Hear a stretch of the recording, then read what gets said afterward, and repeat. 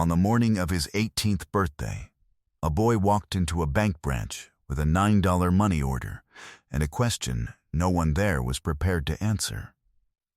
The teller laughed. The branch manager laughed.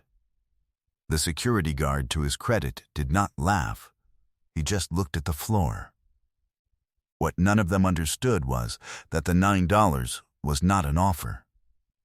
It was a key, and the door it opened was about to bring down everything they had built on a dead man's silence. If you have ever been dismissed, if someone has looked at what you were carrying and decided it was too small to matter, hit that subscribe button. This story is for you. My name is Eli Vance, and I was 18 years old the day the state of Ohio released me from its care and handed me a tin coffee can held together with a rubber band. The can had been my grandfather's. It was an old thing, the red paint worn to silver at the rim and the bottom, with a plastic lid that had gone brittle. Inside it were the things that had come to me through the estate. A folded letter from a lawyer named Mr. Alistair Finch explaining the property and the situation. A photograph of a man standing in front of a barn with one hand on the door and the other shading his eyes. And a brass key on a ring with no label. There was also a slip of paper, handwritten in the cramped, careful script of a man not accustomed to writing things down. The barn. Behind the second post on the left. You'll know it when you find it. I had no idea what that meant. I kept the can. Mrs. Gable from the county office set it on the desk between us with the particular delicacy of a woman who has learned that what seems small sometimes isn't. She had delivered dozens of these transitions, I could tell. There was a practiced quality to her stillness, a rehearsed sympathy in the set of her mouth. But something about the tin can made her careful in a way she hadn't quite planned on being. Your grandfather passed in February, she said. The estate has been held in probate. You're the heir. She folded her hands. There is a complication. What kind? I said. First County Savings has filed a foreclosure action on the property. They say there is an outstanding mortgage balance of $62,000. The court date is in 41 days. I looked at the tin can. 41 days. Is there a lawyer? I said. Mr. Finch has agreed to represent the estate at no upfront charge, she said. But Eli, she stopped. Started again. He says the bank's documentation appears to be in order. He says it will be difficult. The sky outside her window was the color of worn denim, flat and low, with a cold wind bending the bare branches of the tree on the corner into a continuous slow bow. I picked up the tin can and the photograph and the key and the slip of paper with the handwriting on it. Difficult isn't impossible, I said. She looked at me for a long moment. No, she said. It isn't. I had no idea what was behind the second post on the left. But I was going to find out before anyone laughed at me again. The bus to Hardin County left at 6:30 in a gray drizzle that had not committed to becoming rain, but had committed to making everything feel like it might. I sat in the middle of the bus with the tin can on my knee and Mr. Finch's letter open in my lap and the photograph face up on the seat beside me. The man in it was maybe 65, broad-shouldered, lean in the way that comes from decades of physical work rather than intention, with a wide face and the kind of squint that spends a lot of time reading distance. He did not look like a man who owed $62,000 to anyone. I had known Thomas Vance the way you know someone who exists mostly in other people's descriptions of him. The caseworkers had called him a good man. The letter from Mr. Finch called him a careful man. The slip of paper in the coffee can, the handwriting on it so deliberate, so specific, called him a man who had planned for something and had not had time to explain it in person. I read the letter again on the bus. The farm was 93 acres in Hardin County, Ohio.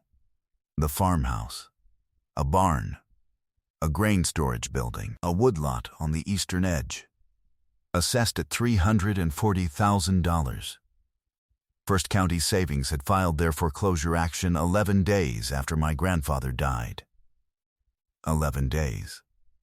That struck me as fast. People who are owed money usually give the estate time to settle. 11 days was not patience. 11 days was urgency. I called Mr. Finch from a payphone at the Hardin County Depot.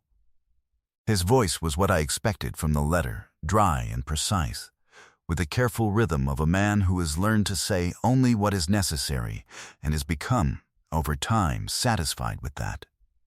He told me the bank's documentation showed a mortgage taken out 14 years ago and never satisfied. He told me the payment records the bank had provided showed monthly payments up through 8 years ago, and then a gap, and then nothing. He told me the gap was the problem. "What happened 8 years ago?" I said. There was a brief silence. "Your grandfather stopped making payments, Mr. Finch said. According to the bank's records."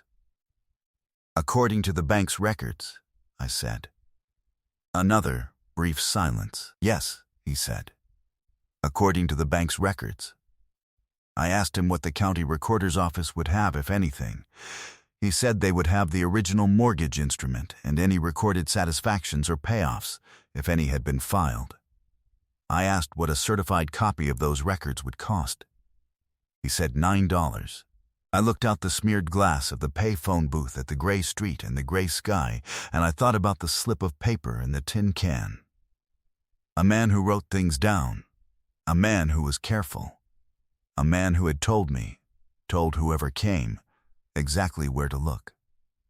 I did not know yet what I was going to find in the barn.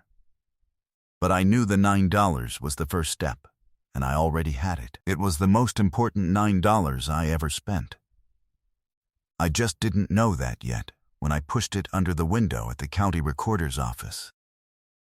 Mr. Finch's office was on the second floor of a building at the quiet end of Main Street, up a staircase that smelled of old paper and linseed oil. He was older than his voice suggested. A white-bearded man with glasses he looked over the top of, and the particular stillness of someone who has spent a lifetime in rooms where things are decided and has learned not to waste movement. He gestured me into the chair across his desk without ceremony. He looked at the certified copy I set on his desk. He read it twice. Then he set it down, and he looked at me over his glasses for a long moment. "This shows the mortgage instrument," he said. "Original principal, terms, date of execution, 14 years ago, as the bank said." He tapped the bottom of the page. "But there is an endorsement here, a notation in the margin. It says paid in full, confirmed by wire transfer Accept Ref 7741C, initialed COCO," I said. "The branch manager at First County Savings, Mr. Finch said, is a man named Clive Oren." He set his glasses on the desk. He was quiet for a moment. "The bank's internal records show the mortgage as unsatisfied. The county's public record shows a payoff confirmation, 11 years ago, initialed by that same man." He looked at me. "One of those two records is wrong." "Which one can the bank explain away?" I said. "And which one can't they?" He almost smiled. It was a brief, dry thing, gone before it fully arrived. "The public record," he said, "cannot be altered after filing. The bank's internal record is whatever the bank says it is." He picked up his pen. "Your grandfather filed a satisfaction of mortgage with the county 11 years ago. The bank has been demanding payments on a debt that does not legally exist, and they filed a foreclosure action on a property they have not had a lien on for 11 years. I sat with that for a moment. "Is that fraud?" I said. "Mr. Finch looked at me over his glasses. "That," he said, "is a question for a judge." I had 40 days left, and I still hadn't found what was behind the second post in the barn.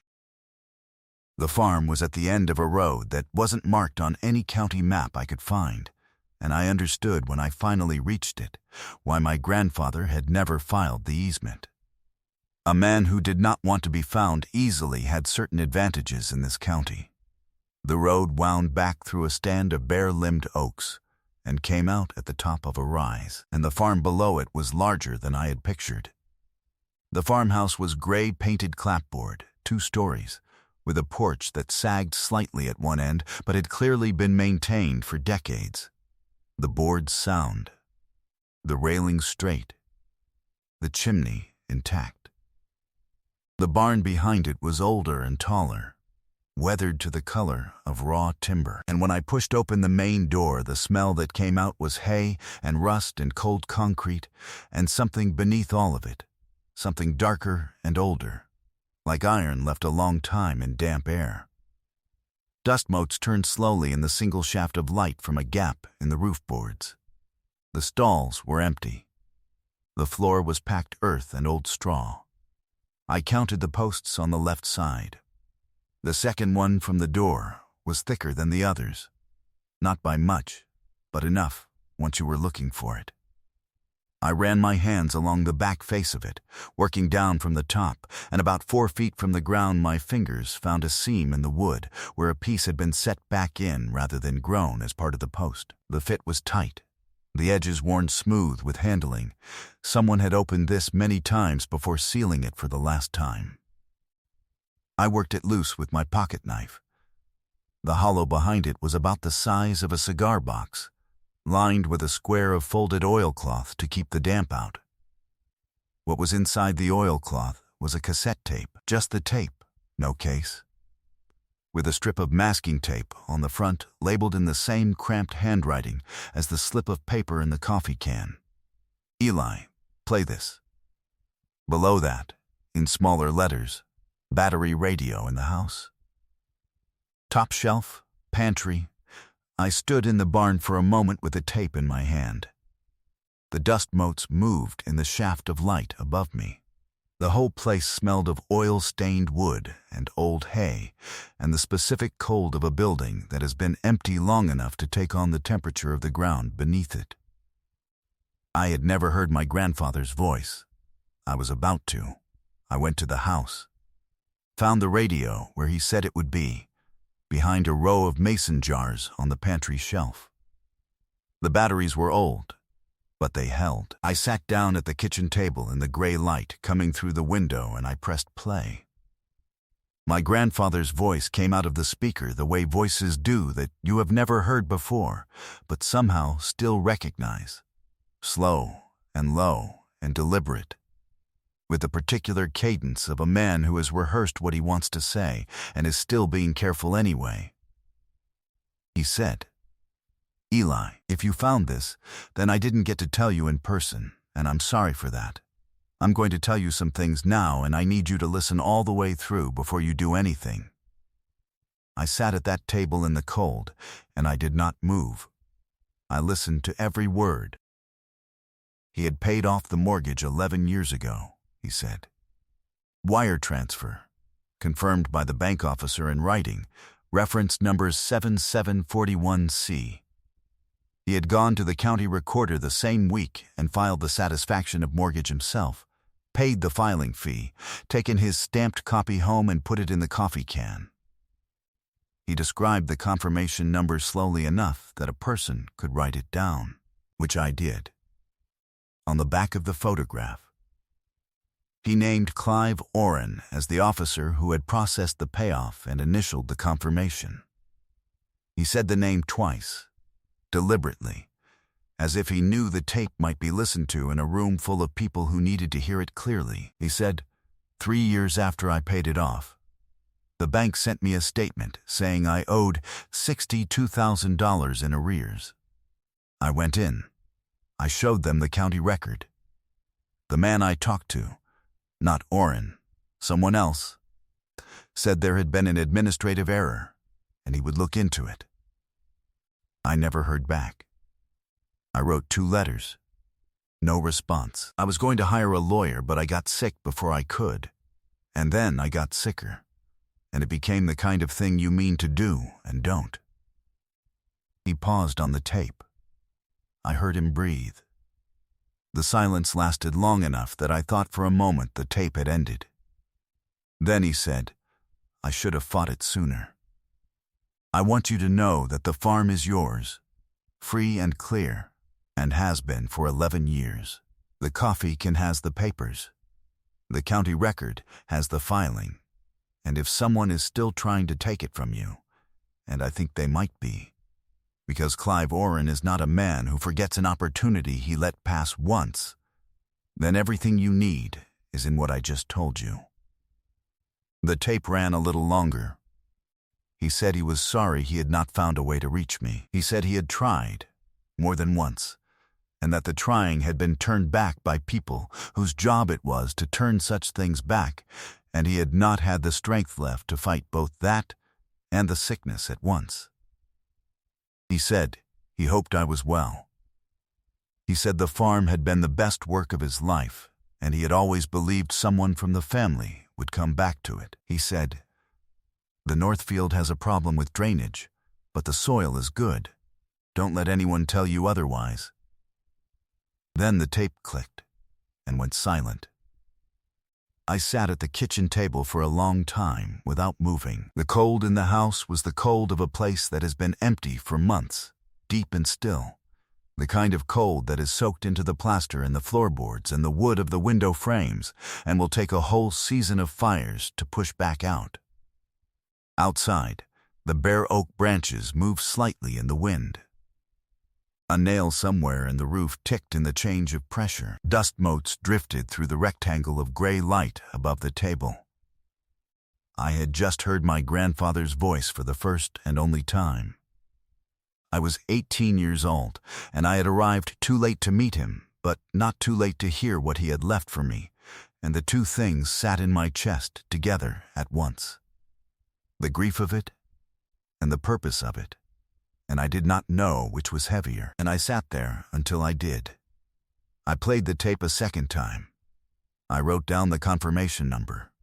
Then I wrote down Clive Oren's name, and underneath it I wrote the words, "County Record, filed 11 years ago, CO." Initialed, and I looked at both of them together for a long moment.